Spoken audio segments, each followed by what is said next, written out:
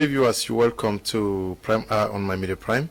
We this day are going to be looking at the Anglophone crisis, asking the question: who is resisting calls for an end to the ongoing violence rocking the two English-speaking regions of the Southwest and Northwest regions? We also are going to be asking whether it was necessary for Cameroon to borrow an extra 55 billion francs CFA for the completion of the works at ongoing at the Olembe Sports Complex in Yaoundé, earmarked surely to host the opener of the African Nations Cup that Cameroon is expected to host next year. We are going to be discussing these two topics with our panelists. Two of them are already in the house. Muhanadou Souleiman is here with us. He is a militant of the Social Democratic Front, militating in Kumba, chief town of Meme Division, the Green City. We're glad to have you with us. Yeah, thank you, Mr. Kum. Thank you for being on board. Greetings to our fellow listeners outside there. Greetings to the members in the house. We have converged again in the studio of Prime Hour to discuss about some of the fervent issues, silent issues affecting our country. Also with us in the studio is, for the first time, Numbuseh Innocent. He is representing the Popular Action Party. We're glad to have you. Good evening, welcome. Good evening to you, Mr. Leo. Good evening to you, dear televiewers.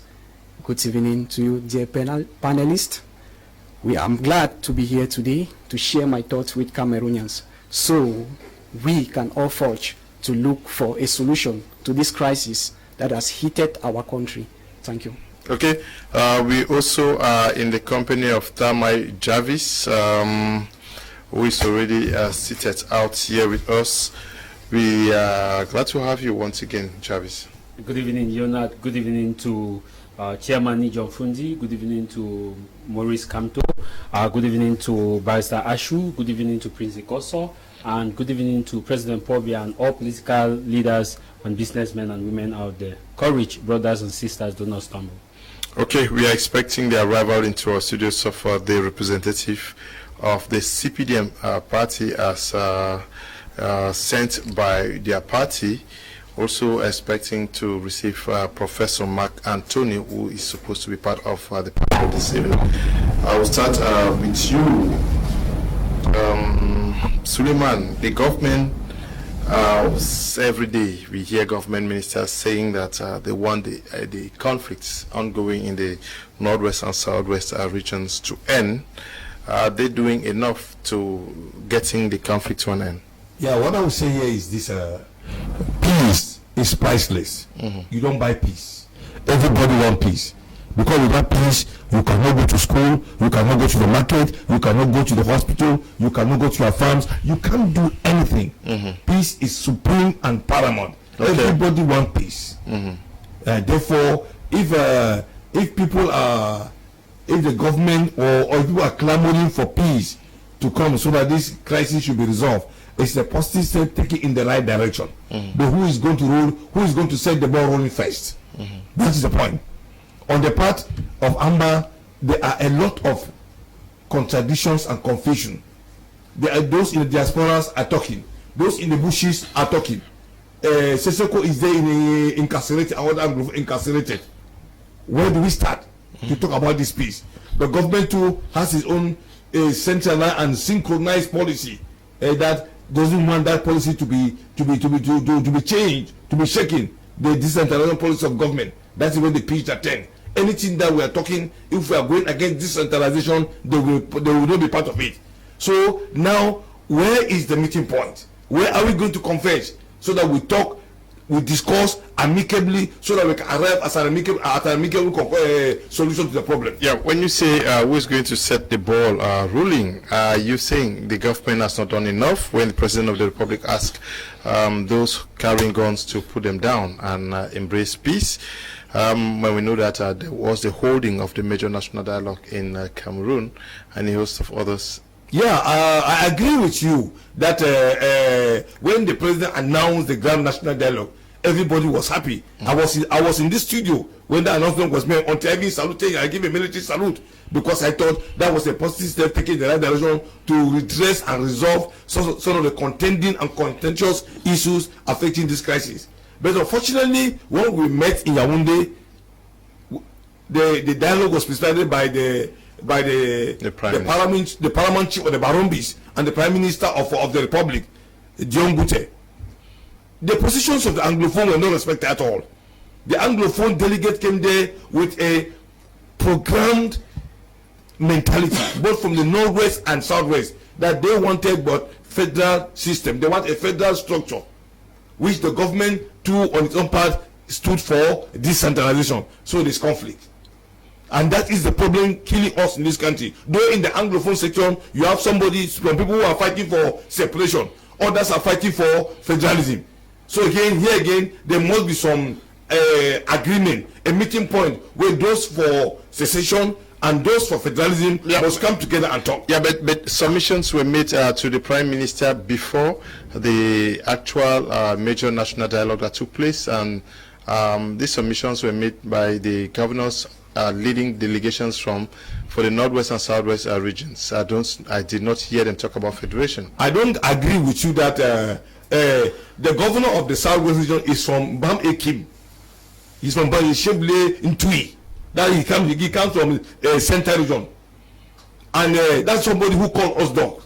And that's what that person cannot lead such a genuine delegation that will promote, protect, and defend the interests of the Anglophones. It's too suspicious. That of the Northwest is the same thing. These are people of the government. These are people of the government. They cannot go against the government. They cannot challenge the government. They only toe the line. So I think, Mr. Kum, if we want to genuinely and sincerely talk about this Anglophone issue, there must be a meeting point. There must be a third party where we have to see all the contending issues, the contentious issues. We have to discuss them objectively, rationally, transparently, without fear or favor. And if we do that, I think we have taken a positive step in the right direction. Okay. Now, Tamai Jarvis, he's raising the issue of the government.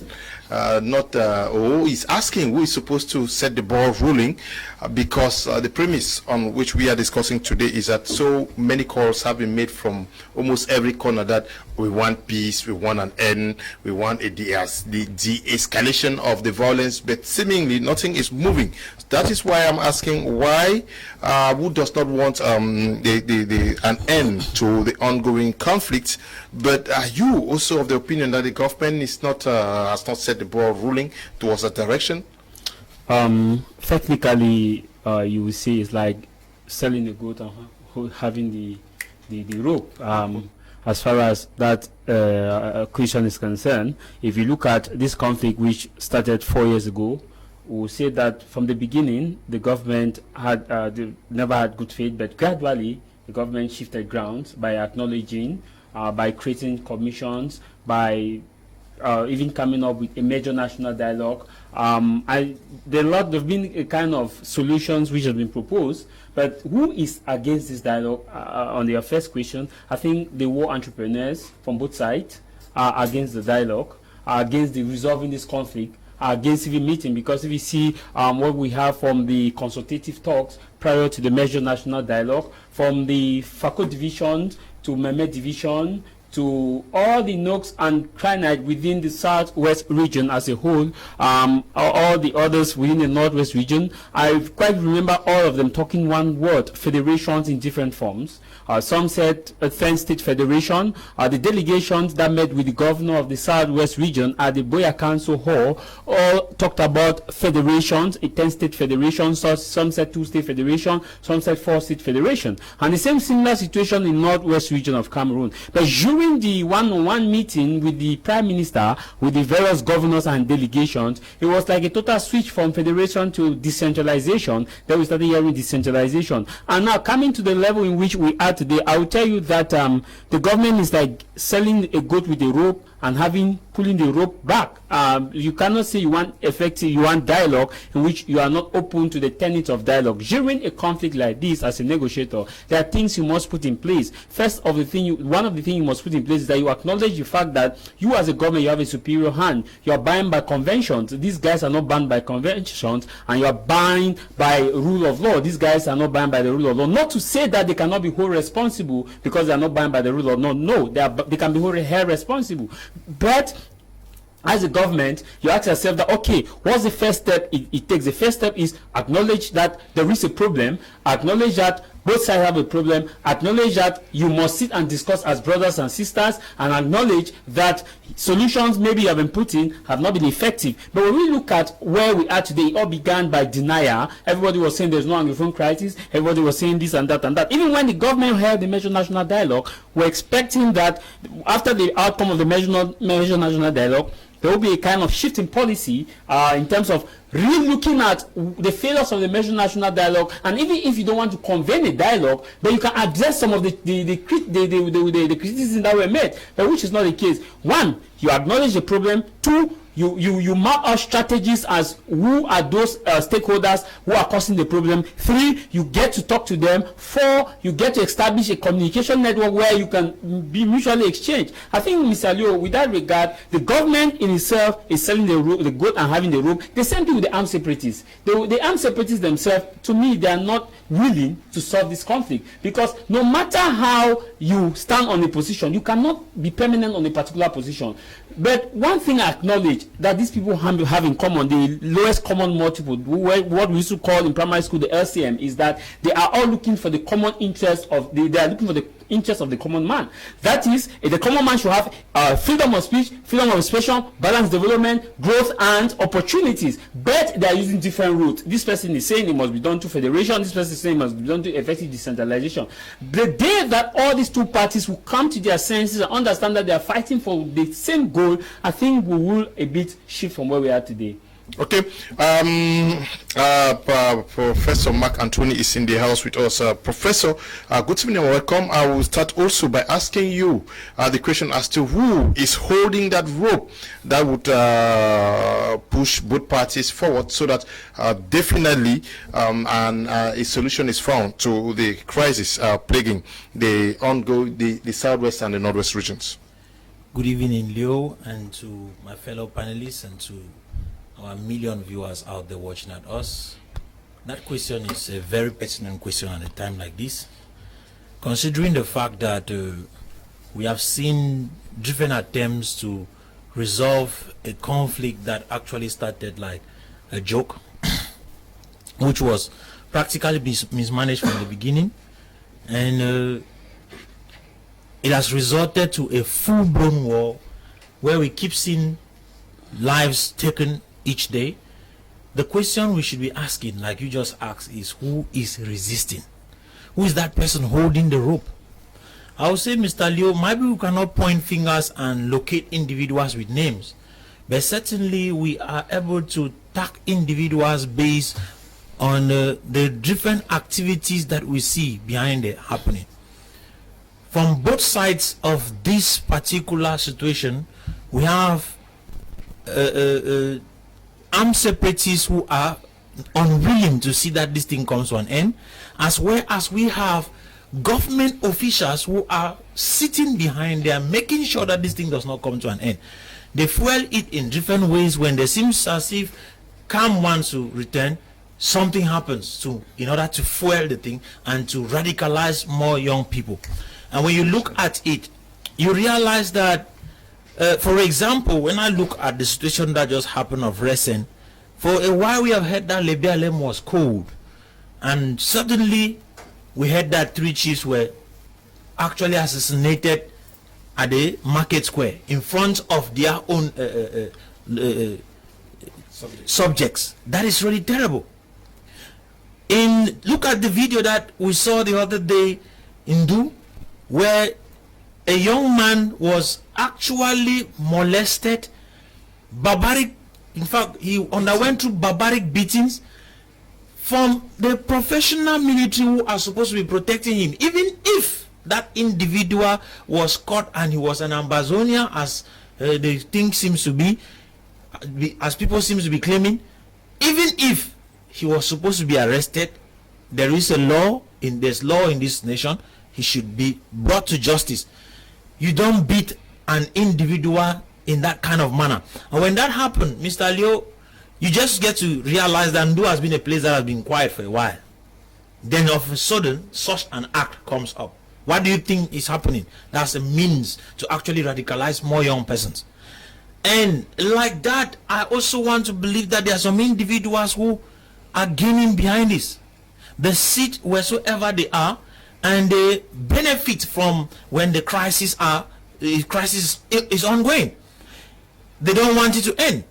I might not be able to point a name, give a name, this person or that person, but Mr. Liu, it is certain from both sides there are individuals who do not want it to end. And as long as they don't want it to end, they are going to keep fueling it in different ways and keep pulling up with it, deceiving even that solutions have come. We have brought these solutions for this particular issue.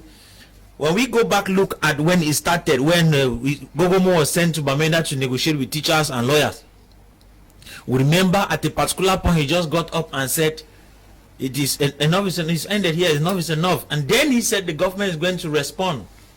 And the response of the government was a military solution at the end of the day. That's just to make you understand that such individuals are out there not to make sure they solve the problem. He was sent to go solve a problem. He went, he could not negotiate, he could not solve the problem. He came on a high horse. And that is what has been happening all this while. Okay, let's go back and see the Musonge commission that was sent. When he went to the Northwest, he came, he said the people said they want federation.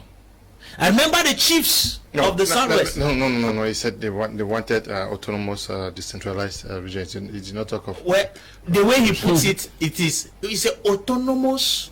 Yes, regions. Regions. And not federation. Yeah. The only way an autonomous region can operate in Cameroon is only through federation. I remember there was a tussle between some chiefs from the Southwest. From the Southwest. That's what I wanted to say. Yes, but they were rather going against what you are saying. That they do not want federation? No, they said what you are saying was their position, but what was presented was against. Yeah, but so you are not saying what they said. No, the chiefs wanted federation. Yeah, they said they came with that, but the government. They said the person you are quoting says decentralization. He said decentralization. Yes, but I believe that the people asked for federation, then they went behind and presented something else. Which is where there's a problem, Mr. Leo. Okay. They don't have good faith. Yes, Mr. Innocent. Who is holding the strings? Talking about who is resisting call to the end of this crisis.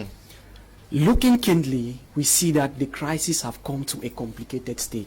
Okay. And now the both parties are very much interested in feeding themselves, making themselves fat from the crisis.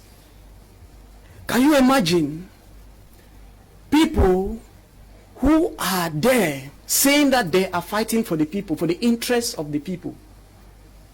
They have turned themselves against the people. We have parliamentarians who are elected by the people to represent them wherever is due and talked on their behalf. But yet, the Parliament of Cameroon has been very eloquent in his silence concerning the Anglophone crisis. Now, on the part of the separatists are reacting to the actions of the government. Because sincerely, we see that the government has provided Kearney Nicodemus-like solution to the problem. They have deviated from the root cause of the problem. They don't want to face the root cause of the Anglophone crisis. And that is why they are presiding over atrocities into leading this country into chaos. So, on both sides, they are both responsible. And this is a neo-colonialist agenda targeting the youth of this country. Because the Amber fighters and the militaries dying are young Cameroonians. Mr. Leo, I have a dream that one day, the Amber fighters and the militaries, they will meet at war front, drop their weapon, embrace themselves, and face the real enemy. We have gone through a lot, Mr. Leo. I am a witness of this crisis. The crisis started when I was in the University of Buea. Due to this crisis, it gives me academic delay. I was in Buea also, but is the problem not also at the level of the winnability of the war, where everybody think that I must win? Is that not where the problem is? When we know that it is almost practically difficult to win a war, nobody wins the war. Yeah, that is true. I agree with you that that win factor is militating in the minds of both parties. I would not want to be seen as having As a lost weak the war. person. Yes. I don't want to be seen as a weak person. I want to win the war. But that is if we want genuine reconciliation, genuine restructuring of the system. We have to, that win-win thing should be kept aside. It should be kept aside because you see, if you look at the Biafran War, if you look at the Biafran War, I want to ditch Ojukwu into going to that war. Because Awolowo saw that the Igbos were controlling businesses in Western Nigeria, where he is Prime Minister. Even the Western Regional House of Assembly, he saw that there were Igbos representing NC inside Western Regional Assembly. That was eating Awolowo. Awolowo did not know how to send them out because of the economic power they control in Western Region. That gave them to go into Western Regional House of Assembly. But when Ojukwu came and met Awolowo, said, let us balkanize Nigeria into three. Let us divide Nigeria into three. Let the Hausa Fulani go their own. Let the Western, let the Yoruba go their own. Let Igbo go their own. I will see what a brilliant idea. Go and do it. I will go and declare Biafra. If you declare Biafra, I will declare Oduduwa Republic. No mean that Awolowo was telling Ojukwu because he gave him condition. If you want to declare Biafra, make sure that all southeastern Nigeria, Igbo, Calabar, Efik, Ebibio should resign for all activities in Western Nigeria and go back to the country. That's when I would declare Oduduwa Republic. Ojukwu accepted. Ojukwu went and declared Biafra. All those Southeasterners, they resigned and went back home into the new country, thinking that will follow him. After all they have gone, all I will replace all Yoruba people, all I will say, I'm for one Nigeria, indivisible and indissoluble. That's how the North and the West now fought Igbo, and that enmity up to today is there between the Igbos and the Yorubas. The Yoruba prefer a non-Nigerian to rule than an Igbo man to rule because of that enemy, because of that enmity. Now, finally, what happened? When Gawan came, Gawan said, "No, there is no victor, there is no vanquish. Nobody has won the war. Let's go for peace." Santa, you are going to continue. Santa Ibrahim, you are asking what the topic is. The topic is right there before you.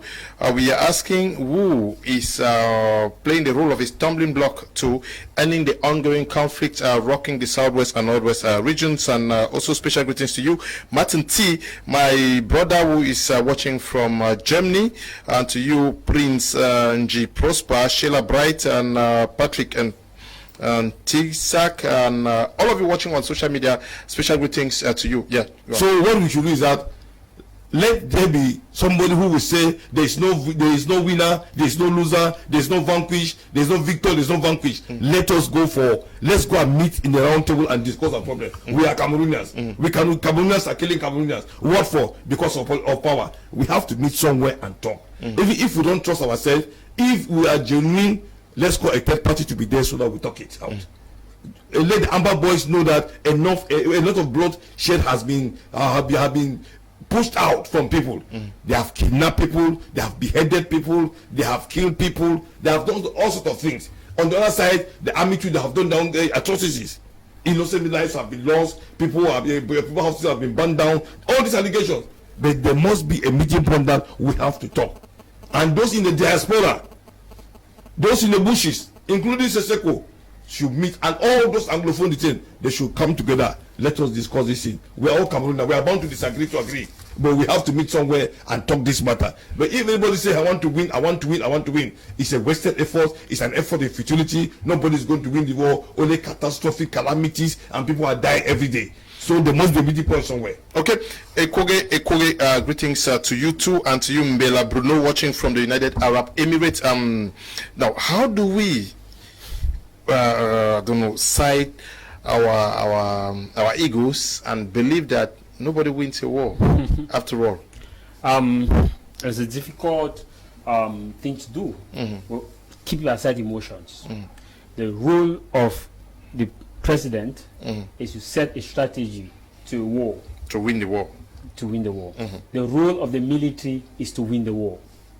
Clear. Keep aside emotions. No state in the whole world will a president decide not to bind itself by that constitution. But however, there's a backdoor to that.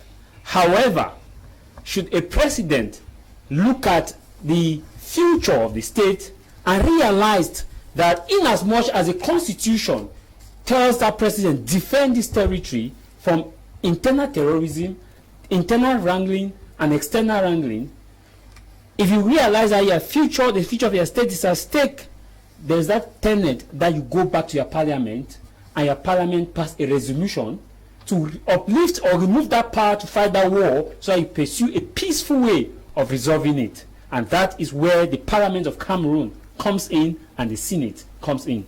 Because as far as the status quo remains, the president and the military, they are aligning themselves to the constitution.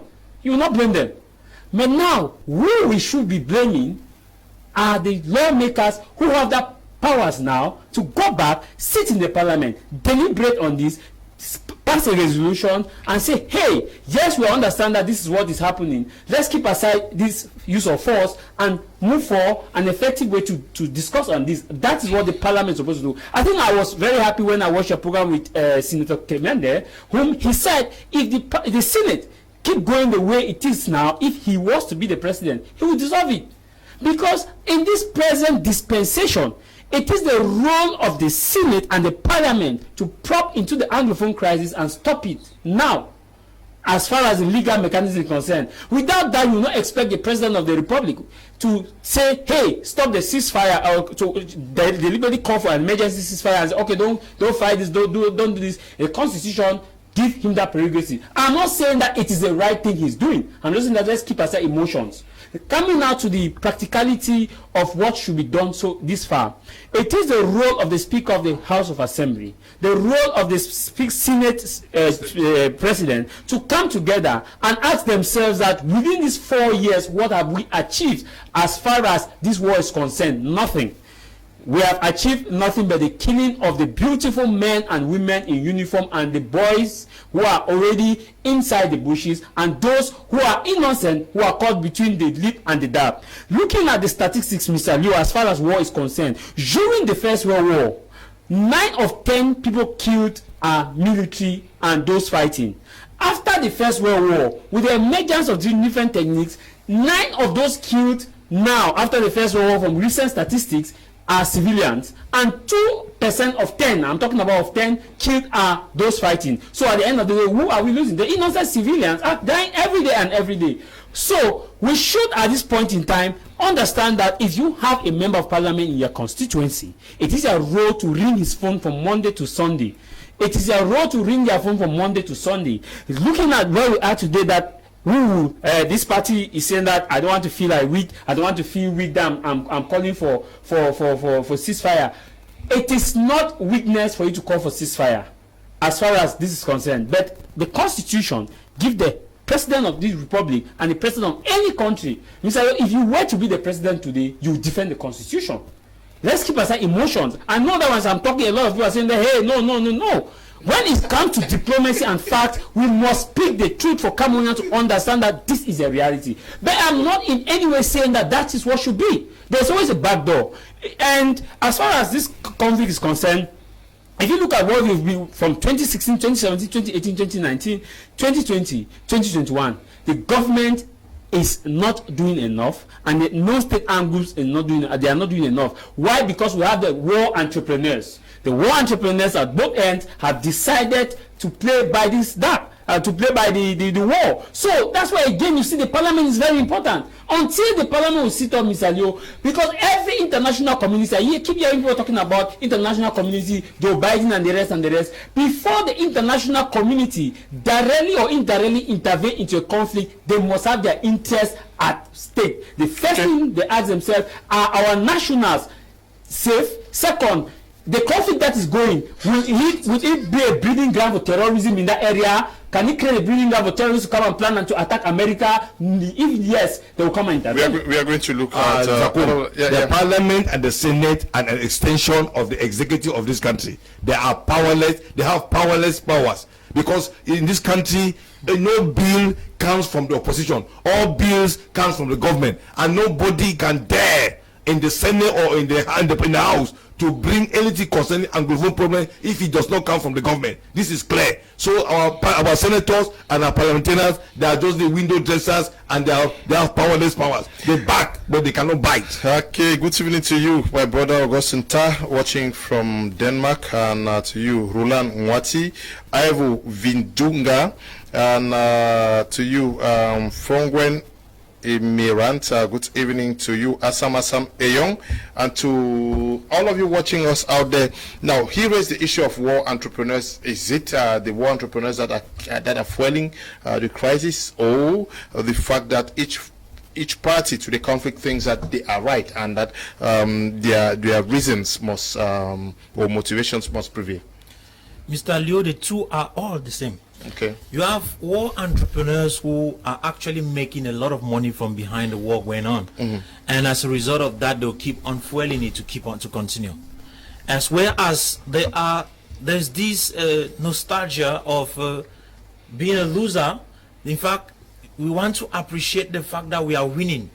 People have been living in failure for a long period of time. That's that nostalgia of failure. So they want to win something. And so they are doing everything possible to make sure they win. And that win-win aspect is a serious problem, because nobody wants to lower their bar. They want to keep on. They want to maintain a particular position and say, okay, this is what I came into this war with, and this is what I've been able to get out of this war.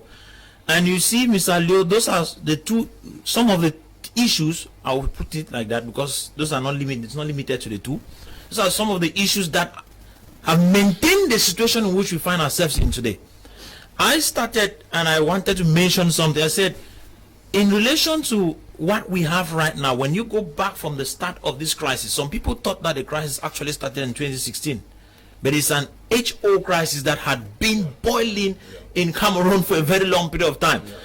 Based on the manipulation that the large public government has. It is a manipulative and deceitful government from the very start of this republic till today.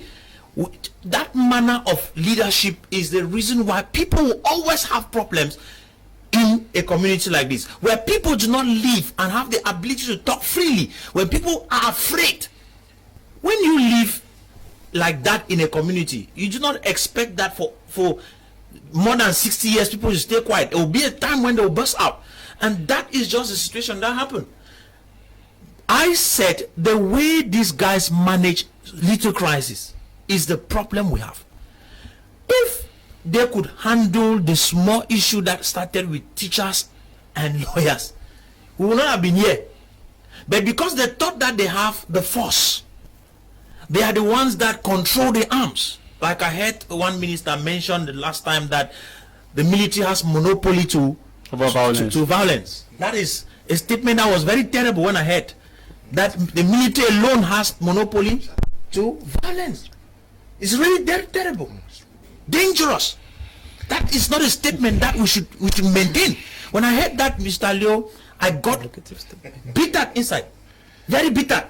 Yeah, so I think what I don't know, but I think that in all nations, those who have legitimate rights, that is what is meant. There's no country where that's what I was explaining. Why the military to win the war. Mr. Leo, I am not what the minister means. Sincerely, no. Can I land? No.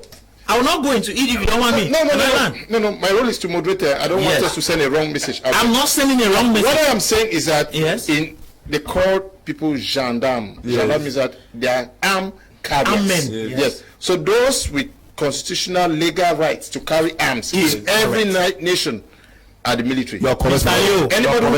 Anybody who takes up arms. I have not refused that. Yes, so if you are the president of the republic, you will say. No, I do not refuse that statement. Okay, What I am saying is, maybe he used the wrong wordings. You can't say that they have the right to violence. It's wrong. You can talk of they have the right to arms. It's okay. But when you use violence, it is not the job of the military to be violent. The military is not supposed to be violent. There's no war that is not violent. Okay, and that is it. You now just mentioned that it's a war. So if it is a war, then they're supposed to be violent. Yeah, but when you pick up arms, what's that? Is this a war? That is the issue. So are you saying that America's intervention in Afghanistan was peaceful? It's violent, but they'll tell you that it's legitimate. There's no legitimacy to war. There's no legitimacy to war, Mr. Liu. So when we make these errors and they keep boiling and bringing pain to the community, we sit behind and we say we are leading. We are not leading. My fingers are pointed towards the leadership, not on. Are you saying Nigeria was wrong to have defended itself against Biafra? No, it was not wrong. You see, this is the issue. Was it legitimate? Mr. Liu, you are misquoting me, which I don't like. Legitimacy is not a problem. It is the pronunciation that the military has right to violence. It is wrong to use that kind of statement. We were not in a war situation. They provoked the war situation. Why didn't I'm sure he's the one who talk. They should have solved the problem instead of getting us into more pain. Let them solve the problem. I want us to understand the context of what you're saying. Yes, Alice. Go on. You look at it, like I was struggling to see a while ago. Okay. Seemingly this is time, but I want us to move forward. Now, the population says we are tired of the war. If you go to Boya today, they will tell you we are tired. You go to Kumba, they are tired, and if you go to Yaoundé, they will tell you that we are tired. Exactly. Even in Kumba, they are tired. Yes, everybody says we are tired, Yes. but almost everybody is supporting either the government or the Amba boys. Yes. How do we understand that? We are all tired of war. We are either supporting Amba or supporting the government. Exactly. Now, Exactly. we are tired of the war. Yes. They're not supporting anybody. He says the government has the powers to fight the war. The president has the authority, the powers By constitution to fight the To war. defend the territorial integrity. yeah. Now, let me ask you. A war declared against his own people? Are you answering my question? Are you You're answering him? No, let me learn. No. A war Are you declared answering my against his question? people? What do you mean by that? I want to understand you better. So, who has the legitimacy, who has the power, who has the ability to put an end to this crisis? Now, if the government says he is incompetent to put an end to this crisis because the crisis has overdue, showing that the government has proven in his weakness that he cannot put an end to this crisis. Because they have shown a lot of bad faith with cosmetic solutions towards the resolution of this crisis. Okay. Are you answering my question by saying what you're saying? I'm asking about the population. The population says Now, we're all tired. The But population says they are tired of this war. Yes, but and they are everybody looking for a solution. Where is that solution coming from? Who will bring that solution to the population? It's a question all of us should answer, and we all know that that question is redirected to the incompetent authorities we have, because they have proven that without reasonable doubt that they are incompetent to handle this crisis. That is why the PAP and other political parties in Cameroon are telling Mr. Biya that he should resign peacefully and give way for competent authorities to handle this crisis, because these people are gradually leading this country into chaos. No. Population. No. Let us allow him talk. Okay. You were speaking for some. No, I was trying to put you in context. No. I want him to. He should not say that because he's the youngest in the panel. And we are. Now, everybody, the opposition, the international community, Cameroonians of goodwill, they have proposed a long-lasting solution Yeah, but to the government. my question to and you- why is the government running from this long-lasting solution? My question to the you- long-lasting solution is sincere and all-inclusive dialogue Yeah. in a neutral ground with a third party to mediate. Yeah, but you are saying what almost everybody has been saying. My question is, what you are saying here now? Now everybody has been saying this, and we know the government of Mr. Bia, because he acts under pressure. For 38 years now, this government has been in power. What good have they done to Cameroonians willfully? One last question for Every you. good thing that comes out from this government is out of One last pressure. question for you. So this is their strategy. This is the way they have put it before us. That we should. Seemingly, you don't want to answer my question. Yes. Yeah. When we talk about The populations are tired. You see, we have to look at it from two angles. Okay. On the part of the Amber Boys, the Amber Boys are doing things that are scaring away the population. What the population envisaged from the start of the crisis from the Amber Boys was to fight and protect them, their rights, against the government. And again, the opposition, the military, the Amber Boys will not use arms as quickly as possible towards the military, because they will have shown the military the Anglo-Saxon system of behavior, that we are out for peace, we are out for tranquility, but not to fight war. But now the Amber Boys, they are even scaring their own population.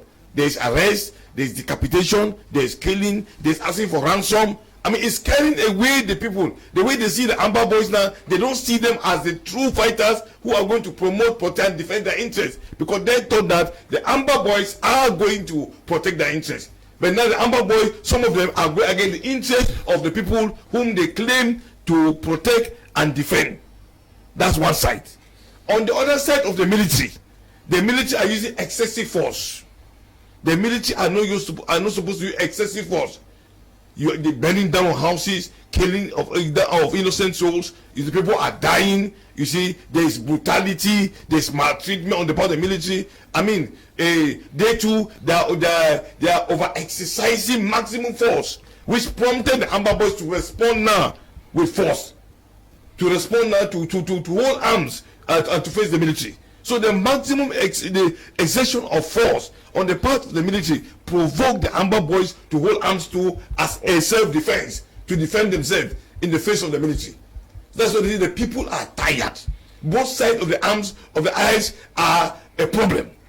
They are a problem, and the people are tired. And one last question: it was wrong for a minister to say the army has the monopoly of power. In the northwest and southwest today, nobody has the monopoly of violence in the northwest and southwest, because violence can be unleashed in several ways. Violence can be unleashed in several ways, and that is why you see when the Amber Boys speaks, if they talk in the southwest, people listen, because when the Amber Boys will meet you in your house, the military man will not be there to protect you. People listen out of fear or out of conviction. Yeah, out of fear, because they know that they're armed. They're armed. People are afraid they're armed. That's why I see the minister was wrong to say that the military has a monopoly of violence. Nobody has the monopoly of violence in the northwest and southwest as far as this crisis is concerned, because violence can be unleashed in several ways. You saying that the population is helpless, they can't help, if because he was saying that it is the government that has to solve it, and the opposition parties. The government is supposed to set the ball rolling, Mr. Kum. By telling that there's no victor, there's no vanquish. We are brothers, we are friends. Come, let us discuss. If it's reparation, we pay reparations. And I mean, that's how the government is supposed to behave. Let me come now. He said that the president of the republic is supposed to step down. That is their position. As you know, power is not given now. Yes, not given. Which president will step down? Oh yeah, come and take my position. No, power is not given. We are a democracy. You win the presidency through not advanced democracy. We are a democracy, and you win through elections. No matter how kangaroo the elections may look like, how window dressing or cosmetic it may look like, but again, at least people have voted. and somebody has to win. Somebody has won the election, and he takes over. He's sworn in, and he takes over the command of the country. Mr. Kum, there's one thing that we have to talk on here: the constitution of this country. Okay. That is the basis. We have to discuss on this. I rest my case. Okay, we have to debate on this. The constitution. Where is it going to be debated? We should go to Parliament now and overrun, at least have an obese opposition. The constitution gave the president the overall. That's what I'm saying. That they should go to Parliament and then create an obese opposition majority. No, we can form a constitution drafting committee. Okay. That would reflect the diverse nature of the Cameroonian society, the political parties. Everybody will be there so that we come with a rigid constitution, not this flexible that we have. The flexible constitution we're having, it didn't tamper anyhow, it toast anyhow. No, it's unacceptable. The constitution is implemented only for the poor. Once it concerns the rich and the regime, the constitution can be manipulated anyhow.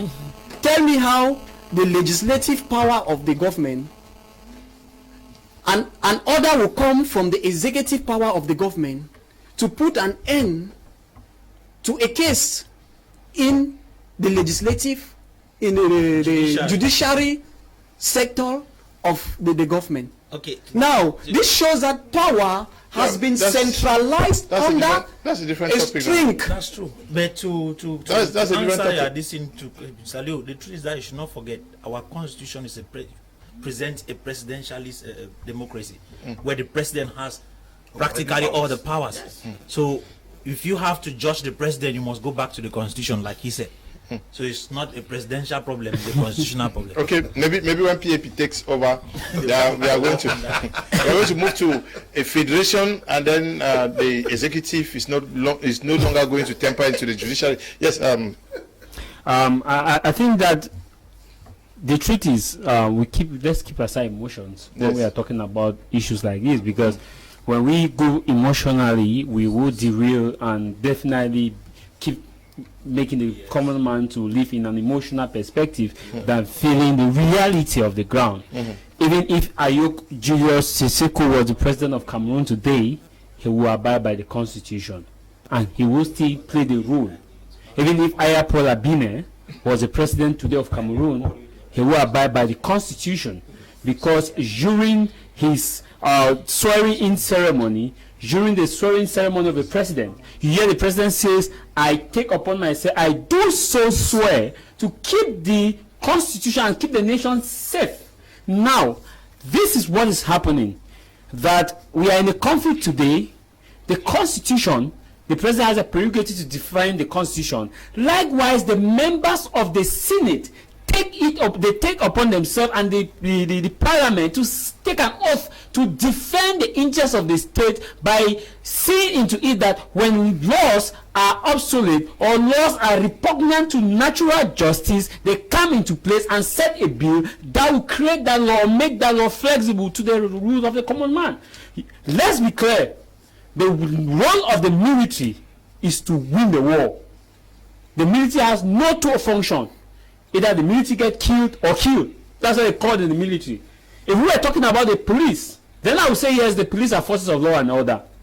If we are talking about the other forces, peaceful forces, yes, I would say that they are for law and order. But however, it doesn't still mean that there is not a backdoor for a president to redefine the strategy of winning that war. Winning a war may not necessarily mean that taking the combat on the ground. There is a phrase we always use in political science, that when diplomacy fails, boots on the ground. And that boots on the ground goes to the context of the constitution, that when the president speaks all what he has to say and it doesn't reflect the reality, he has the power to go to war. And you will not expect Mr. Biya or President Biya to sit and say, hey, to rule the nation by emotion. No nation is ruled by emotions. No enterprise is ruled by emotion. All enterprises are ruled by bylaws. They are ruled by their laying principles. However the case may be, I hope that whenever PAP will be in power, they will institute, they will not respect the constitution and lay by what they think that is supposed to be in place. Now, coming to the context of this war and who is resisting the call for an end to the conflict, Mr. Liu, the bottom line is that the war entrepreneurs. And when I hear people, again, keep talking about we need a third party, we need a third party, we need a third party, they have not asked themselves what it takes for a third party to come in. Who sponsored the third party mediation? What is their alternative? What are their goals for the third party? If the third party is to come, Mr. Lo, before, if you look at what President Bush told Agol during their debate, I think that maybe sometime when this debate comes on, we just take it like a joke. They are defining international policies. And he said that George Bush said, for America to intervene in any war, there are things that America asks itself. First, is it in their best interest? Second, does that, where that conflict is existing, can it be a breeding ground for terrorists to come there and create a plan to come and attack U.S. or to attack U.S. institutions in that area? Third, if those two things are not in conformity, the third thing is, do they have oil there that they can take? If they defend that, they can take this oil and come to and enrich America. Fourth, do they have avenues where, okay, they can go there and defend that territory, and their businessmen and women can move to that area and establish and create wealth and bring back that wealth to America? These are the things that every intervention would have, or those who have intervened will take into consideration. So in as much as we are saying we need a third party, we are sacrificing the resources of this nation. To me, what I expect is that we should hold the parliament responsible. We should hold them responsible. We should start calling their names. We should start calling each constituency. Let's keep aside the myth that they are powerless. Yes, they could be powerless. Yes, they have the ability that they can restart and renegotiate their powers. For example, look at what happened in Dongamantu division. Look at what happened in Lebialem. In Dongamantu division, the guy that was tortured, how many parliamentarians in the entire northwest region came out as a force and said, no, we want one indivisible Cameroon, but not in that action. We want a prop. I think just dissociate ourselves from such action. How many? Those are not action that you need to go to the parliament and debate. These are normal action that you have to denounce. The same thing in Lebialem, when chiefs were killed in Fako division, it was hell loose. We are not saying chiefs to be killed, but when those chiefs in Lebialem were killed, how many of these same elected officials have come out as in mass to say, hey, enough is enough, we don't want the killings of. You see that there's a segregation sympathy.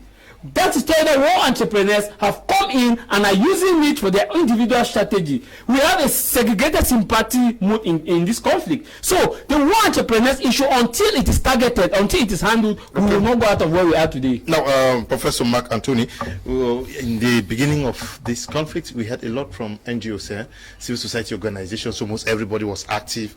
We want to engage in this. But for the past 1 year, they have evaporated into thin air. What is happening? Is it that the war situation is above them, or they also are joining the bandwagon of reaping from what is happening, the spoils of war? Mr. Leo, I also run a civil society, an NGO, and I want to be clear about this issue, that there's a lot of intimidation in this country, and there is a lot of you have to say what we want, that you should say not what you think is right. And with that kind of system, it becomes difficult for people to air out their opinions and present what they think that should be done. So the NGOs are afraid, if I get you? Some of them are afraid to air their opinions. Some of them have retreated and they are sitting and watching. But I think it is necessary, because in a situation like this, the civil society has a lot of pressure to mount in order to bring things to order on both sides, because with the amount of death that we see every day, the number of military people dying, the number of Amber boys dying, and civilians dying, we can't fold our arms and sit and say that oh, maybe we are being intimidated by this or that. It is time to talk. There is this saying that I have, and I believe and hold on to, that if you say the truth, you will die. If you do not say the truth, you will die. So it is better to say the truth and die. When you hold the truth, let me say this: a person who knows the truth and keeps it, what you have done is you have sacrificed objectivity. And once you sacrifice objectivity, you are you are an immoral person. Morality is what is supposed to guide our society. And I want to speak again and say to our NGOs and civil society agents, if political parties are doing nothing, I think it is time for us to do something to mend this nation. Because if we don't do anything, at the end of the day, we will also be blamed, because you won't say that you were in Cameroon and things were happening and you sat and said nothing and you did nothing. We have seen how some have fought We saw how some of them went to prison for it. But we must keep on talking. When it is truth, truth does not have color. We have to say it the way it is without fear. Truth is truth. And Mr. Leo, I want to point something. If you look at what happened to maybe I was of recent, there's this how they call that, Abine's yes, Abine's foundation. Just see the way it died. It just disappeared to the background as if it was not. But that was one of the foundations that was wow at the front. But after a period of blackmailings, let me use those words, they disappeared. Because that is the only way to manhandle them. When they hold you at that point, at least if you want to check, you discover there were some dry bones also in the cupboard. So they had to retreat and stay quiet, because that's what I can. But are still functional? Being functional does not mean they are operating the way they were. If you realize and you notice, they were at the forefront, Mr. Liu. They were here everywhere. But recently, it seems as if it's no more. But as I said, no, but that was just one foundation, or the foundation. We are talking about NGOs in Cameroon. When they say there is funding for this, you see hundreds of them will come out. Mr. Lee, I still believe that NGOs are working. I was watching the other day. I saw there's this lady from whom what's her name again? Madame Bibiana. Look at what she did. Is that not part of the work of an NGO? She's doing her part, and she's not the only one. There are others still doing the same. So you can't claim that the civil society has just gone to the background. You say you own an NGO. I do. You were in Balangi. Must I be in Balangi to do my work? I must not be in Balangi to do what I'm supposed to be doing. You see, that's the issue. Mr. Leo, you seem to misunderstand. You're working in Douala. The NGO, you're working in IDPC Douala. No. The first thing you should know is the NGO is not a Cameroon. It's an international. Yes, an international organization. It's not focusing on Cameroon. Okay, you mean your NGO? Yes, it's not focusing. The CEO is in Cameroon. It doesn't matter. Cameroon doesn't matter. We are benefiting. I am sure you can claim, you can accept that at least Cameroon is benefiting one way or the other through it. If you want to know, we have projects that we need to run. We need you in Cambe. We need you in Yasoso. We need you in. We will be everywhere where we are needed, Mr. Lou. It is necessary for us to do our part and to make sure that the crisis comes to an end. We need you in all these places. We will be there. If they blame MPs for not going down there. They are the ones to be blamed, Mr. Leo. Let's look at the political parties themselves. Now, political parties, you represent a PAP. Don't you think that there's need also, because somebody just wrote from Bomenda that this conflict has been dragging for so long, and seemingly people are confused on where to turn to. Are you people not also thinking of a common force? Because you talked about mounting pressure. If you exert one pressure, the government gets one. Exert one pressure, the government gets one. If you exert two, the government receives two. If you exert a collective of all the opposition parties, I'm sure the pressure on the government is going to be higher. Are you thinking about that? Now, the reality about political parties in Cameroon is most political parties in Cameroon are subsets. Secondly, some of them are stomach-based politicians. Wow. They are not for the interest of their people. They are just out to air their voices and be compensated for that or be silenced for that, and they are contented. We have seen Cameroonians who came up as opposition leaders and later on they were caught and rewarded, and they became very eloquent in their silence, and they joined the train and clapping for the ruling CBDM party. So talking about political parties in Cameroon, we have very few opposition parties. Yes, but the few whom you think are serious, why not create a collective platform to pressure government and also look at possibilities of talking to the other side as political parties to wanting to end this crisis? No, political parties are doing their best. They have proposed solutions to the regime in power, that this is the roadmap to the solution to this crisis. And because of the nature of the regime, that has monopoly of wisdom and knowledge, who will not listen to any other person, who has hijacked Cameroon and make it their property, they will not listen to solutions from other people because they claim to have monopoly of knowledge. That is why till today the pressure seems nothing to them, because they think they have monopoly. Now, if the government is not listening to you, are you also talking to the separatists? Because we are talking about a conflict that has two sides. Are you at least talking to those who are giving you a listening ear? Now, this is a crisis that we are losing. There is nothing we are gaining in this crisis as Cameroonians. It has made life difficult for us, and we talk to the separatists, but they have a cause they are fighting for which cannot be neglected. Mr. Leo, if you see a young man, even in ignorance, who carry a gun to die for a cause, even if he is ignorant, respect his opinion. Because I myself, I cannot do that. I cannot take a gun to die for a cause. So these people, they have a cause, they have a problem that has been neglected by the competent authorities. So the way forward that the political parties have suggested to the regime in power, they have given a deaf ear to it. Remember when this crisis started? Because the fighters have a cause, so you are afraid to talk to them because they're carrying on. We are talking to them. That what? Nobody has to die. There is a way out of this crisis. Okay. There is a way out, and the way out is dialogue. Now, the topic of today's program was who is resisting the call to the end of this crisis. But now, from all statistics, all facts are pointing a finger to the both parties, but one only react as a result of the action of others. We are seeing provocative actions every day and insincerity of the government. Let's talk about those in the DDR.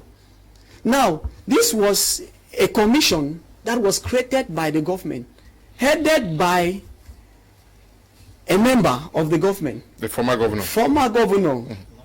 For me, that was just another forum created to compensate a faithful servant. Because how can you be heading a commission where the government is spending taxpayers' money to run that commission, and yet you are begging the boys to come out of the bushes and go to the DDR, and yet those in the DDR are dying of hunger, they are starving? What image are you portraying to the Cameroonians? That is bad faith, and we all have seen that. What else do you want Cameroonians to say? Okay, so everything lies the government not trying to see into it that they engage the separatists. The separatists are their saints.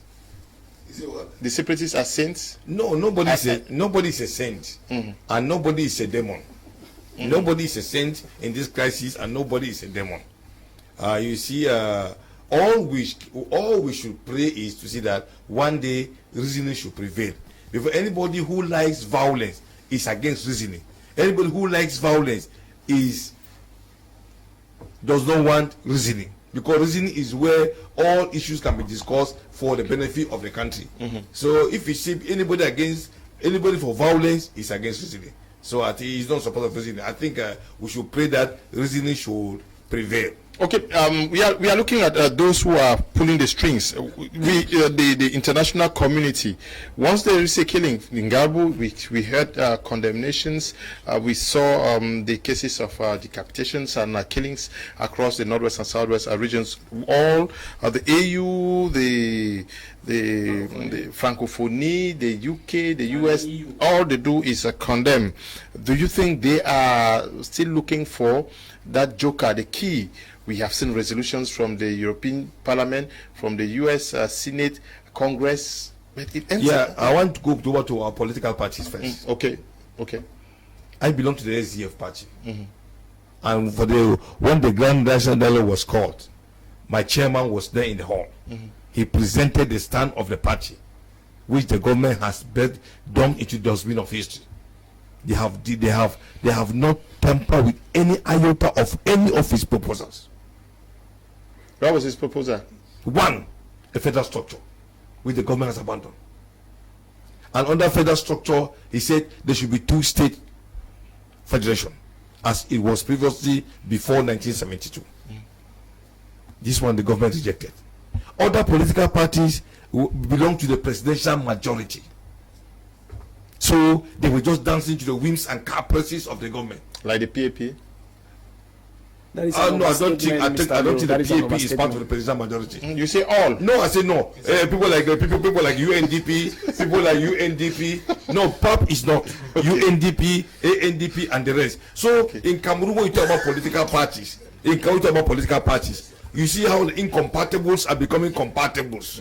The impalatables are becoming palatables.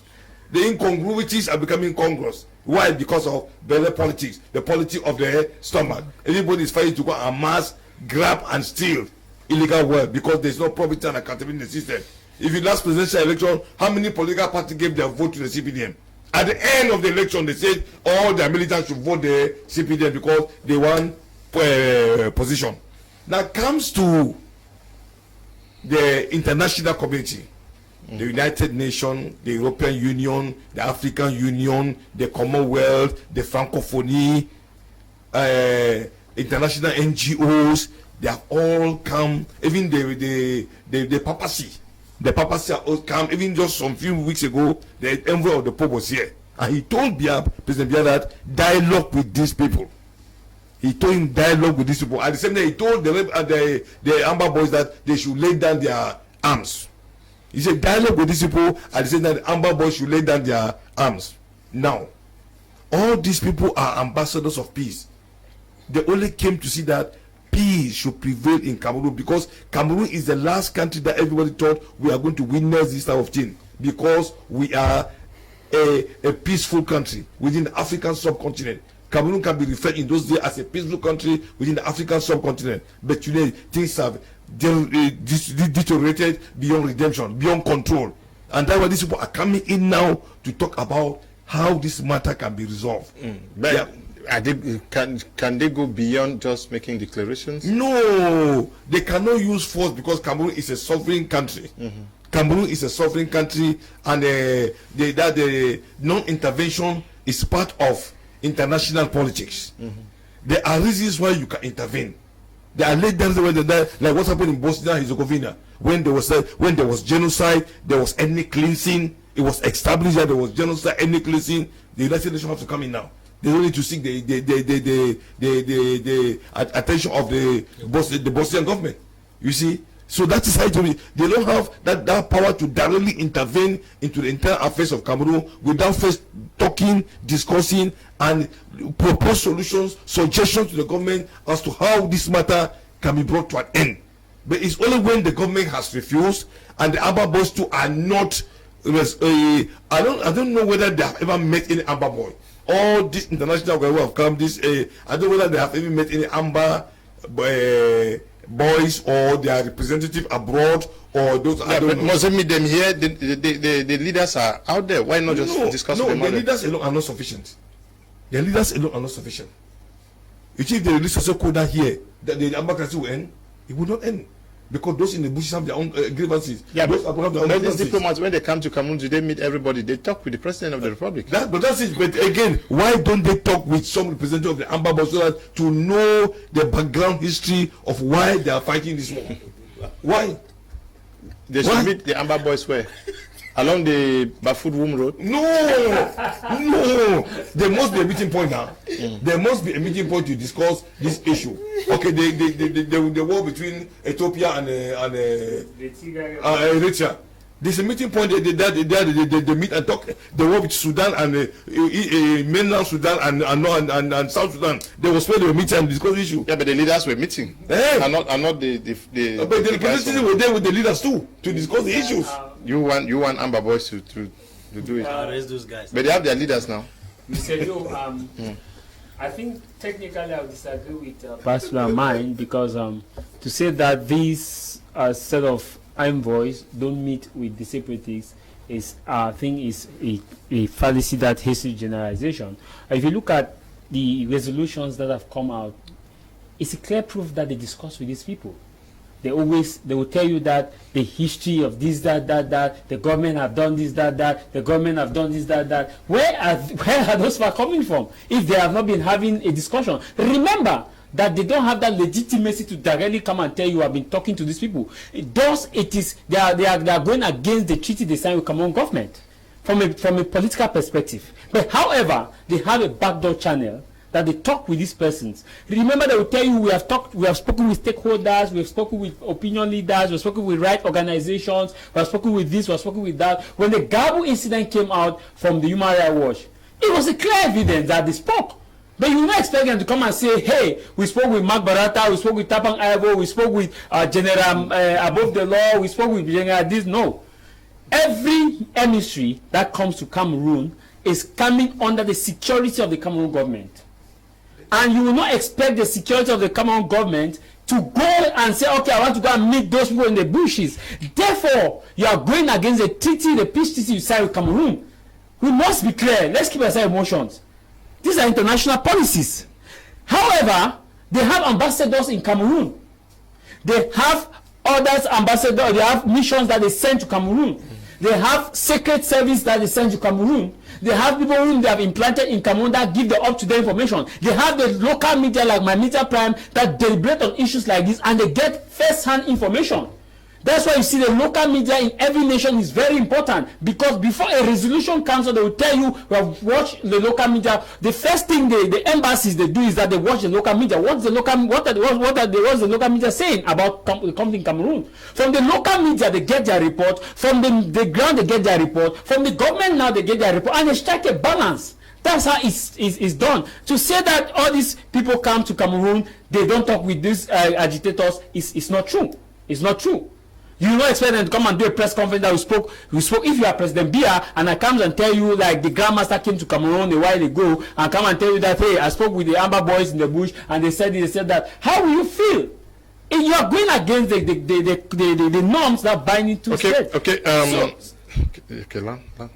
so if you look at it, we've had all the bodies in the world we have had in Cameroon. We have had the two spiritual bodies. We have the Pope and the Grandmaster. We have had everybody in Cameroon. Yeah, but despite all of this, it is still reported that the crisis in Cameroon is one of the most neglected. It's the most neglected because all these countries that are to intervene, they don't have that interest that at stake. First of all, Cameroon is a strategic force in the fight against Boko Haram insurgency. It's like Idris Deby in Chad. Idris Deby is seeking for a 6 mandate, and the people are rioting, but the international community is quiet. Why? Because Idris Deby is the #1 fighter of Boko Haram insurgency and insurgency around Africa. So the #1 policy they feel like it is at stake is that they want terrorism to stop. At the end of the day, what interest would America have in Cameroon? If Cameroon was a strategic force for America, they would have intervened things as they have been doing in other nations. Look at how many wars have existed. Look at what's happening in Myanmar. America just recently imposed sanctions on military leaders and is declaring that this should happen because they have that their interests at risk. What interest of the French is at risk? French is a member of the Security Council, and America is an ally to France. Where you expect America to go against the ally? No. My question is, all of them. Let's take the latest arrival to Cameroon of the representative of the Pope. He made a plea to the government and to the Amber Boys. Yes, but this is not the first time similar pleas. Even when the U.S. resolution was done, they called on Cameroon government and the armed separatists not to violate the rights of citizens. Consistently, this call has been made to both sides. What is happening that nobody wants to heed to? This call, take for example, the Secretary General of the United Nations. At the onset of the COVID-19, he called for a ceasefire. Nobody wants to listen to what's happening. Mr. Leo, you see, we are fighting an asymmetric war. Yes. An unconventional war, which in reality is not a war.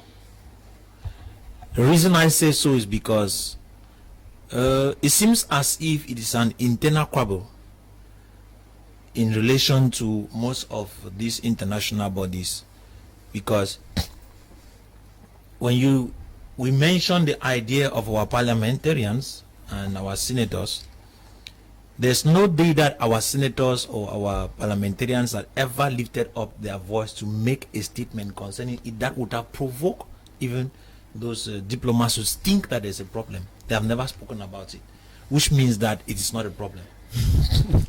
Then, when you also come now looking at it, the way the executive is handling it, the executive is handling it like it is a small crisis around the quarter.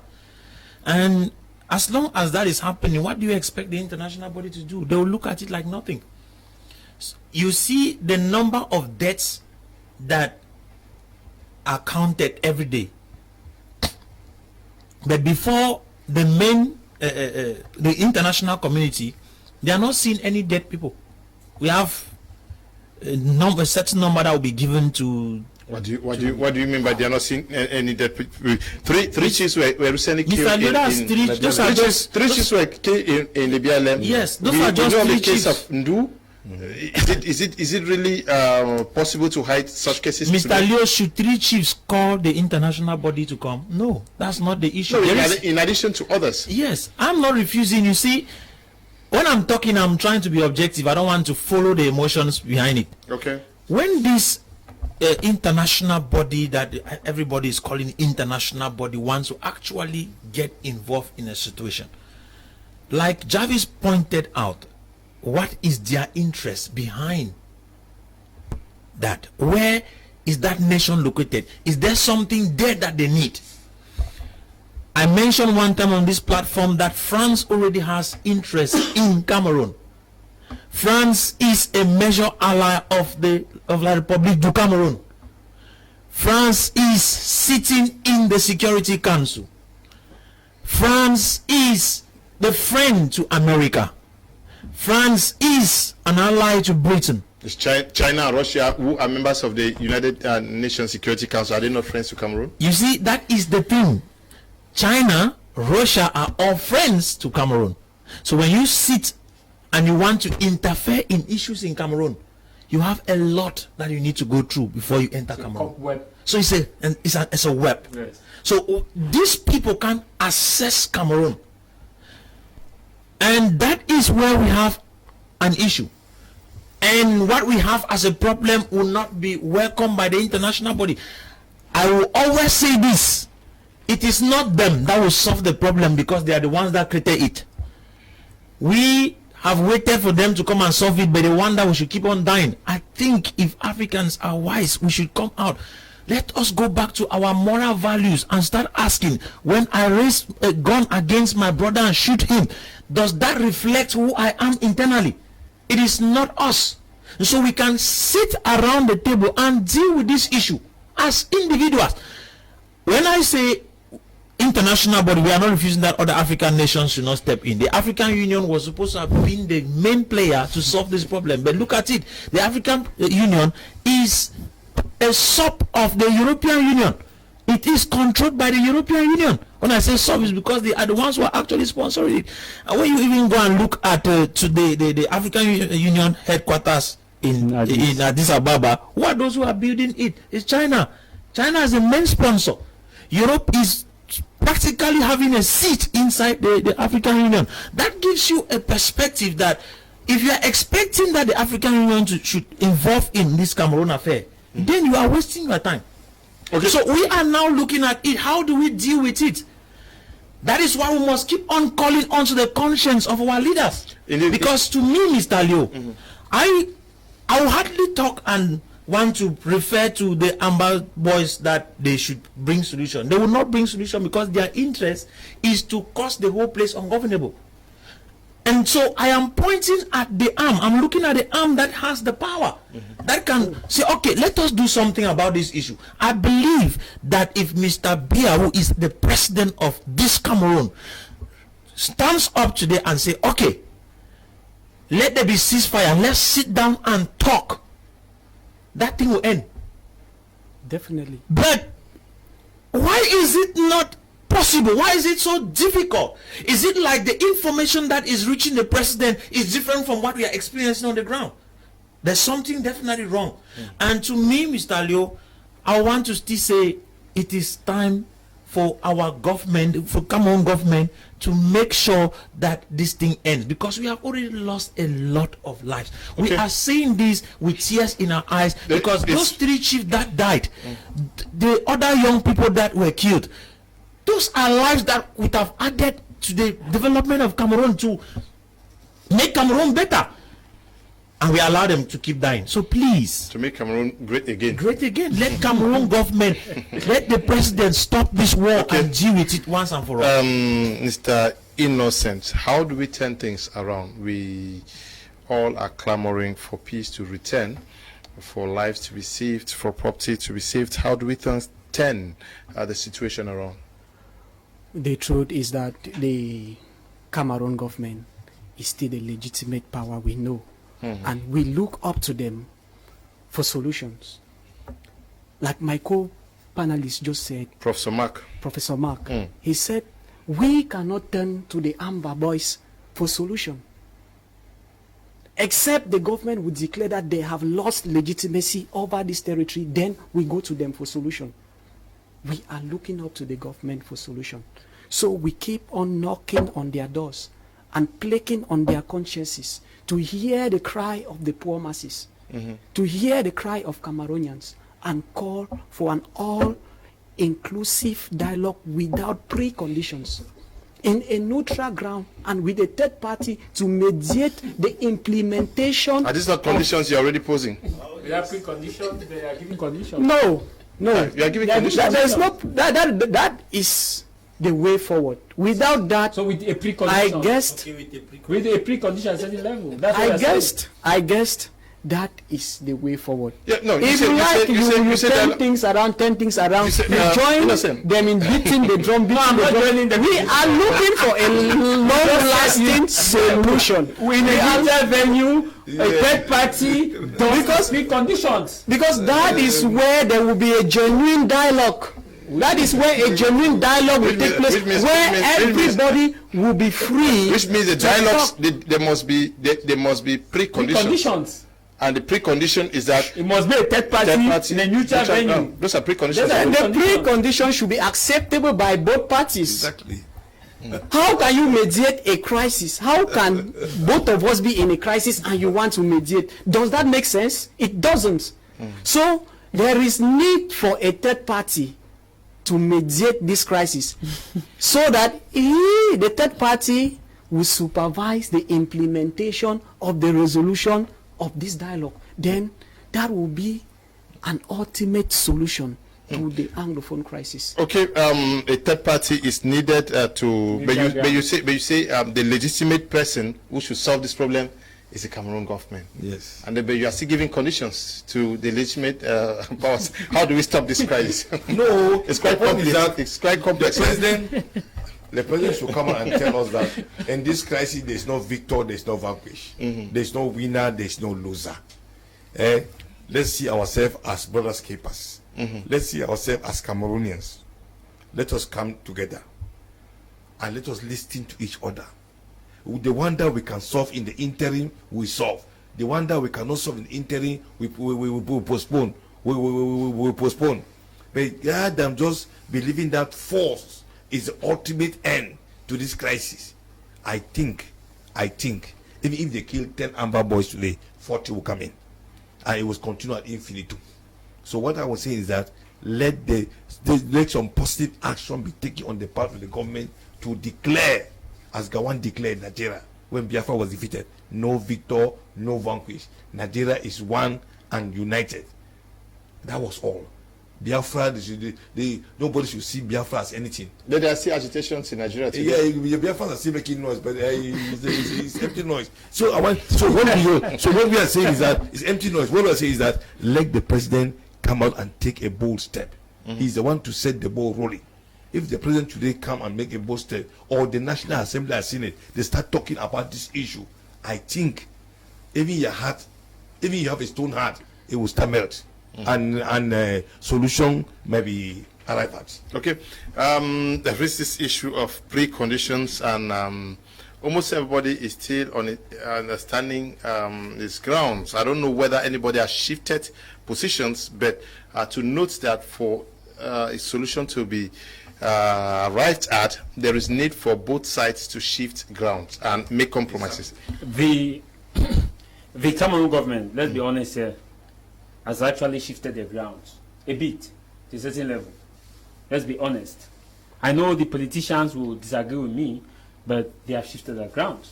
In 2016, we heard they all rejected that there was no Anglophone problem. In the ministerial ad hoc committee headed by Prof Gogomu and the same ministerial committee that was holding for the lawyers in Yaoundé, the government had one position. But as things went on, the government, President Pobia himself came out and said, yes, I acknowledge that there is a problem, I acknowledge that this is happening, and in the nearest future we'll look for ways to resolve it. Now, at that point in time, we're still at effective decentralization. In concept, the politicians can disagree with me, but I'm giving facts. Now, the president again came out with Mo Ibrahim and said yes, and did a confession that we wanted to assimilate them, but we saw that is not going, so that's why we are proposing a certain level. We are proposing. Now the government a bit shifted ground and went out to the Grand Measure National Dialogue and said that, okay, let's have this Grand Measure National Dialogue and see how it can resolve the conflict. Though it may not and will not resolve the conflict from a conflict resolution perspective, but at least there was that certain fear that you see that the government is struggling to see where they can resolve it in their own perspective. You will not blame them. In their own perspective. The next issue is that the government now came and brought accelerated decentralization because we were still at decentralization.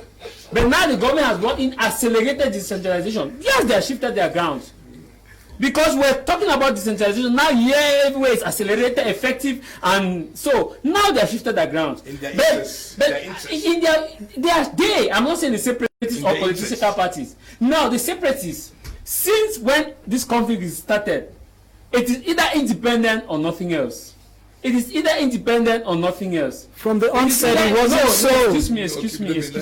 I said the separatists. I'm not saying the federalists.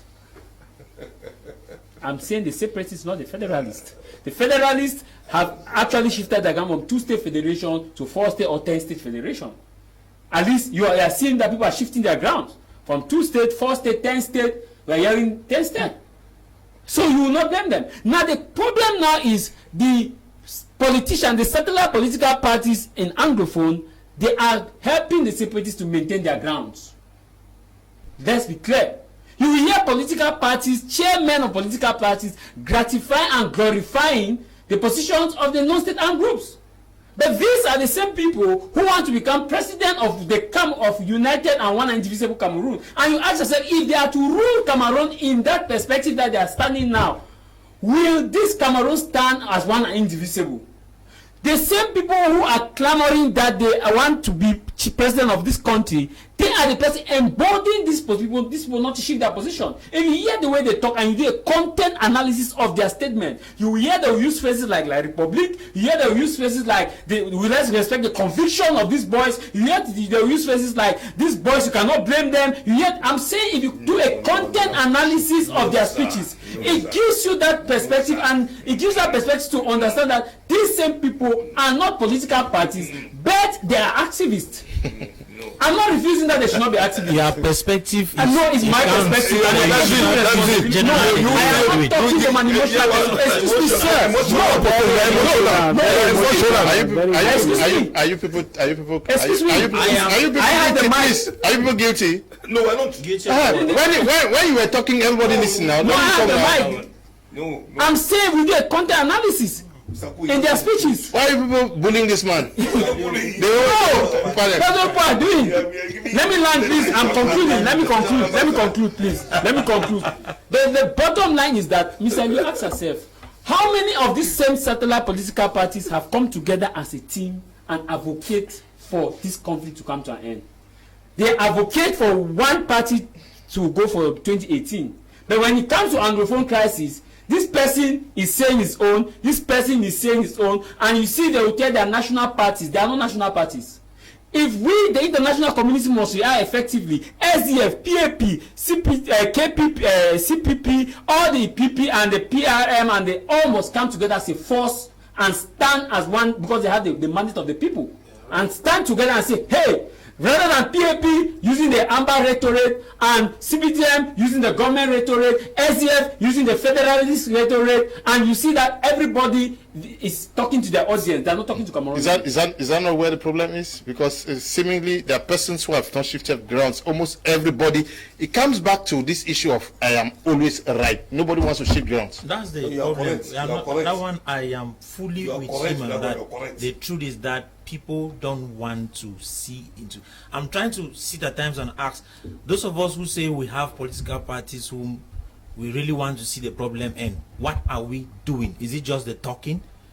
Because not the talking that solves the problem. I think that the political parties should have come together in one way or the other and made a strong point and position. Forget about taking power in your own. No, the power is not the issue. If people are going to actually follow them, let them solve the problems that are on the ground.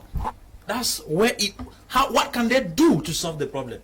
And they should do it as one body, not as divided bodies. Because you see this one today will talk, the next person will talk his own, this one will talk his own. At the end of the day, we are not going anywhere. Why I intervene in this man's problem? Because I believe that there are, for example, when you use the word La Republic, we are in a bilingual country. If I say in Cameroon, Republic of Cameroon is still the same thing as La Republic of Cameroon. But you are speaking English now. Whether I speak English or I speak French, I use call both it words. I can use it anyhow. No, I'm not saying you are talking to me. I'm simply saying that you should not use a general statement like that because I'm talking about content analyzing the speeches of these people. When you are speaking in English, you say the Republic of Cameroon is normal. But in the context of La Republique, in this context of the war that we are talking about, you are referring to one entity, and that one entity is you are making the other party to be glorified. That hey, you see, we are telling you. So, but if you use the Republic of Cameroon, I'm talking for me. No. Yeah, go on. Well, okay. That notwithstanding, my position is clear. I believe that, Mr. Leo, if these so many parties that we have, if they come together and stand as one, they will have a stronger voice than what they have right now. Because there's so many divided opinions and divided positions does not help the people of Cameroon. And let's say in this the Northwest and Southwest, how many political leaders are coming from that direction? We count them, we can count some of them. Why can't they first of all unite themselves and see how they can work together? Have they been able to do that? No. Each person wants his own position. I'm working towards power. That is not the way it's going to come.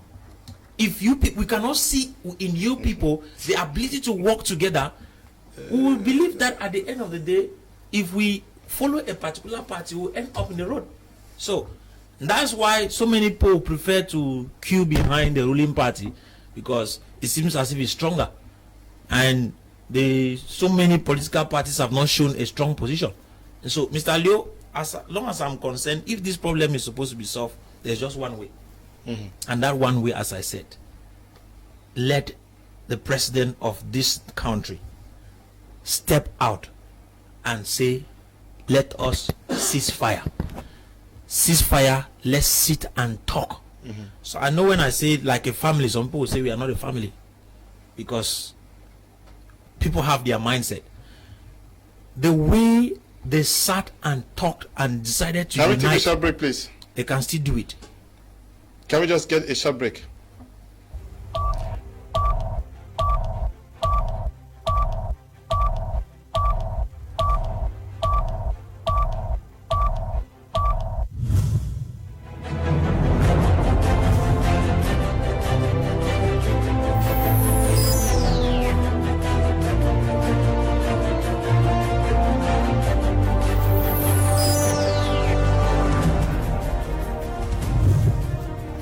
Okay. Yes, Mr. Leo. As I was saying, I said, as long as I'm concerned, the way out of this problem from where I'm standing and looking is not when the Amber boys say, okay, we must win the war, or the government says we must win the war. It is time for the president to step out, call for a ceasefire, and then tell the people as a family we need to sit down and discuss. The same way that we sat at the beginning before the two entities came together to form this nation state called Cameroon.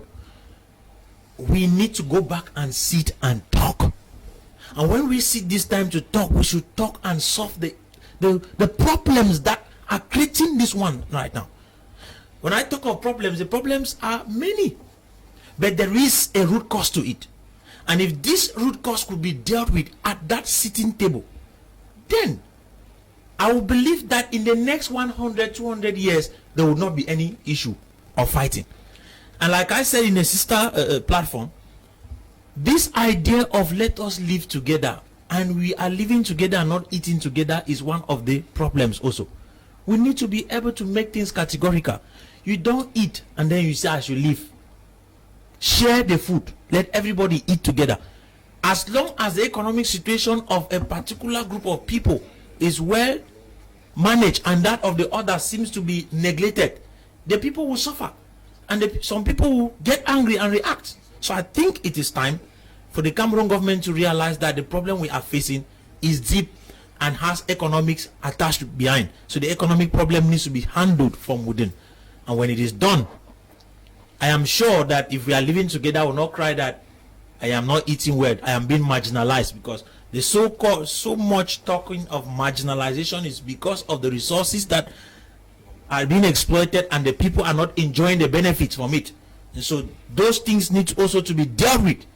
And when that is done, certainly Cameroon will be a place where everybody will enjoy to live in, where there is peace and where there is much joy. But apart from that, if we say we are sitting on the table and we cannot talk true, speak the truth, we will still come back, and some years after, this thing will come back again. So yes, it's good to deal with it once and for all. It's true, as some people will say, it's a strategy. It's also the divisions in the ranks of the separatists, but also compounding issues. For example, I remember when it was announced that the government was opening talks with Ayuktabe in Yaoundé, we saw the reaction of members of the IG who said whatever is discussed with Ayuktabe, it is his own business. They will not recognize any such discussions. And we also remember that when the Swiss talks were on, or I don't know whether they were preliminary talks, a group, the IG inclusive, were going to Swiss, but the Ayabacho Kam said they do not recognize that. Yes. Is that not also a possible source of confusion as to how to move the conflicts to another level? Mr. Liu, they say it's a strategy. Mr. Liu, it's a strategy. They say it is a strategy. Strategy of, in order not to. In fact, they say the government can bribe a particular group of persons. So if they have one leader, then that person can be bought over. But when there are so many leaders... Yeah, but that's not the problem of the leaders. My problem is when the government met with Ayuktabe, IG did not recognize Ayuktabe. They say whatever will come out of it, they will not recognize it. Now, the Swiss talks was a platform for almost everybody. And if you look at it, somebody like Abdul Karim has problems with others who do not believe in the Swiss talks. So how do you find a common ground where almost all the leaders will say we endorse this? Mr. Liu, the international community has the power, the strength to sanction any party involved in whatever crisis anywhere in the world. Now, it is left for the power, it is left for the authorities, the legitimate authorities, to say no, we are calling for a sincere dialogue, and a mediator should come in who is the international community that has the capacity to sanction any party, no matter wherever they are located in the world. So that is the way forward. Yeah, but the Swiss are not Cameroonian now. They are out of the country now. But the Cameroon government did not welcome the Swiss talks. No.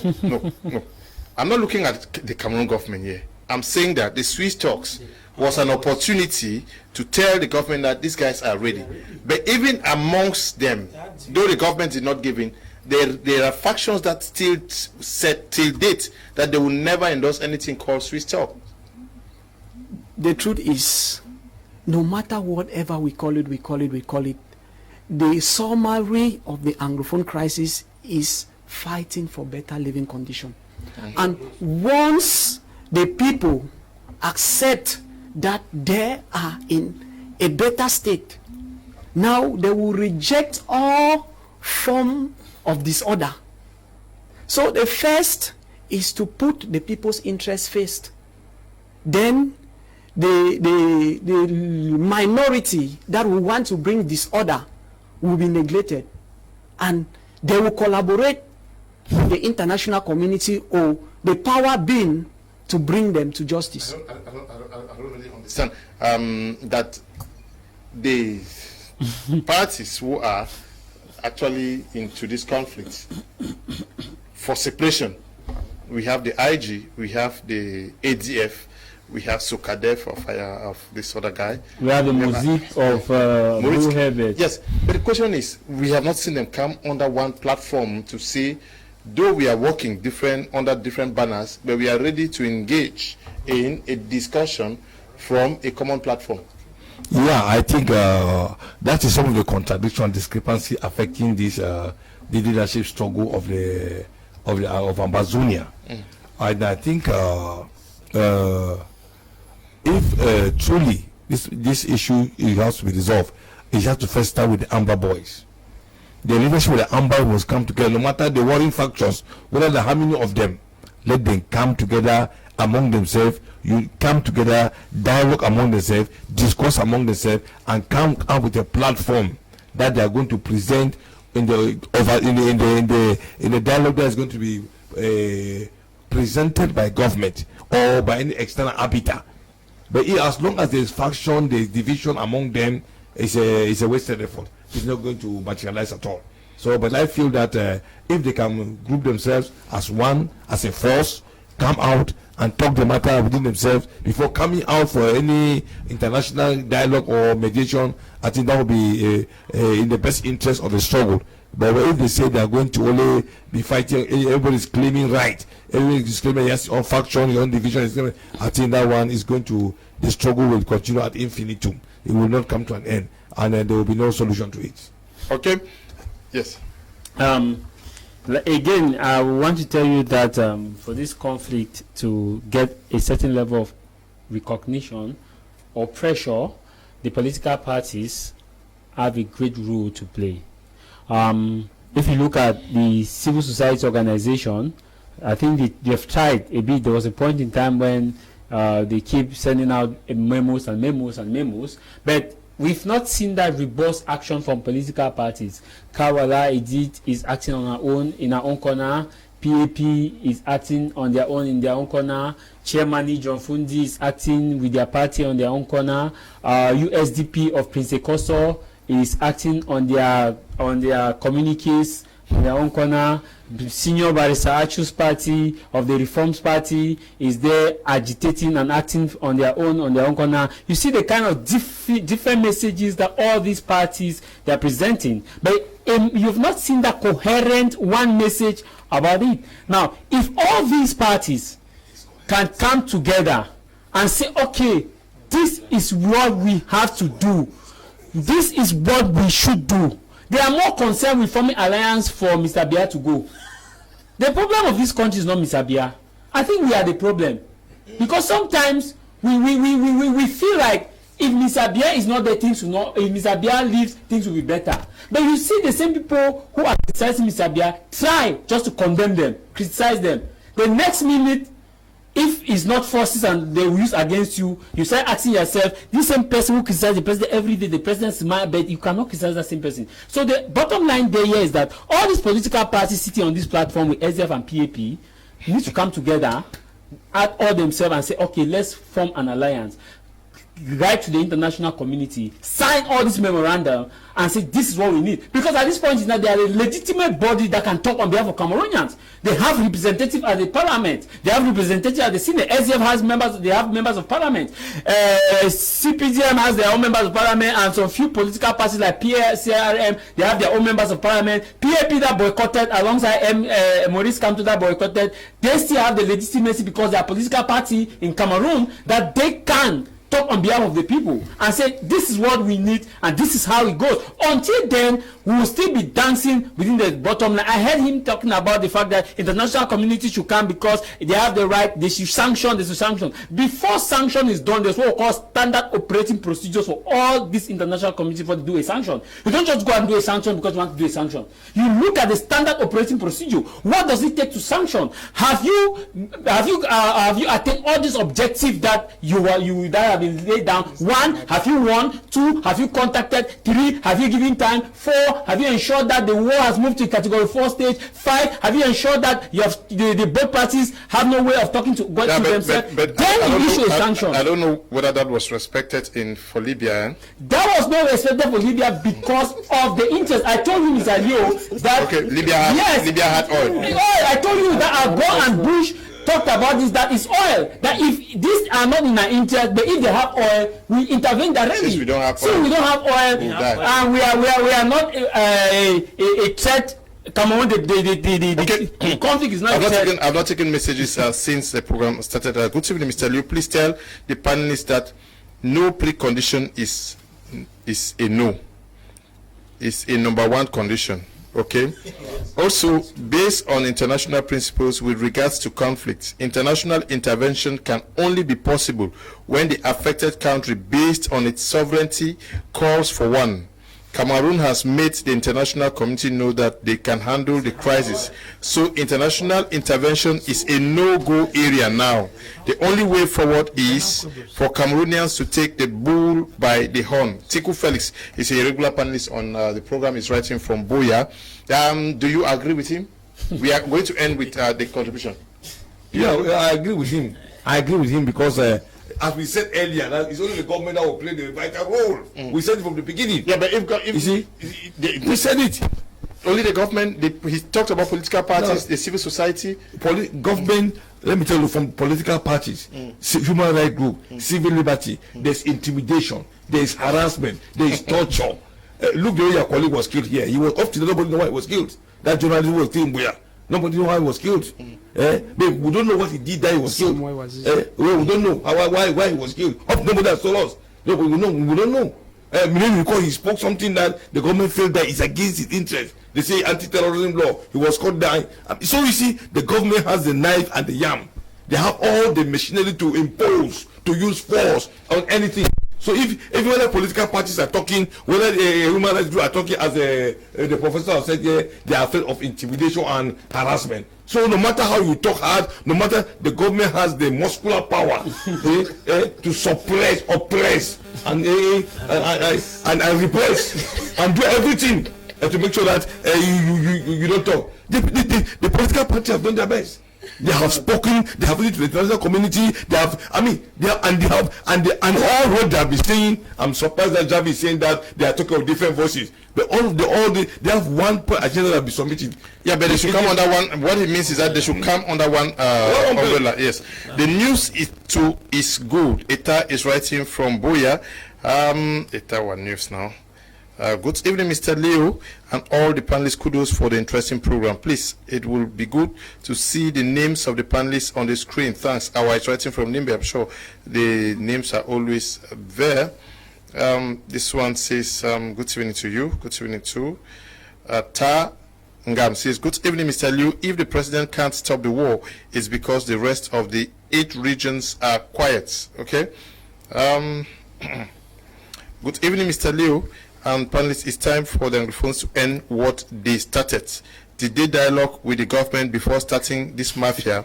Amber boys have no grievances as it stands. Now all they want is to cause havoc on their own borders. Don't forget the government is gaining nothing and losing almost nothing as well as us. Well, but Anglophones are melting. Quine Bless is writing from Yaoundé. Good evening to you all in the panel. The government have the knives and the yams. They are the ones resisting calls to end the crisis. But as long as to keep on delaying to end the war, God will end the crisis one day. And when God resolves the crisis, things will not be the same again. Fred Fang is writing from Mutengene. We have to end at this juncture of the program. I want to say Thank you to you, Souleiman, all the way from Kumba.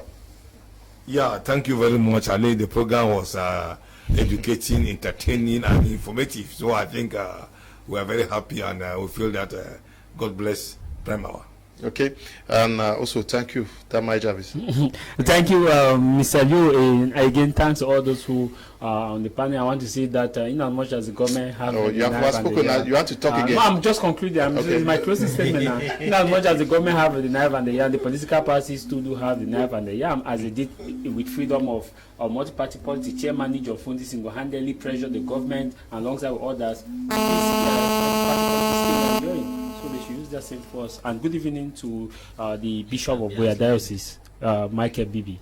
Okay, thank you for coming. Thank you, Mr. Liu, for the opportunity. It's always a pleasure being on this platform. And for the last word, I would say, as I said earlier, there's just one way out. Let the president call for a ceasefire and talk with his children. Cameroonians will say he is not the father of this nation. Like I also say, he is the president, but in this sense, he's the one of the most eldest person that we have in Cameroon right now. So he can sit and talk with his people like he's talking with his children. Okay. Special good evening to you too, Kume Isamba, watching us all the way from in South Africa. Glad to know that you're following the program. Thank you for coming. Thank you, Mr. Liu. In as much as we are Cameroonians, there is nobody who is more Cameroonian than the other. So we should fight as one body to restore our country. Thank you. Okay, good evening to you too, Esther, watching us from Yaoundé. You've sent greetings. I'll extend greetings to Jarvis, extend greetings to Prof. So Mark and everybody, they have received your greetings, and we want to say thank you to you, Desmond and Eli and Noel and Bertrand working at the broadcasting, and to you, Kaiser, Michelle, not forgetting the boss supervising what we are doing out here, Tabi, Tambe, Brian. Stay blessed. Bye-bye.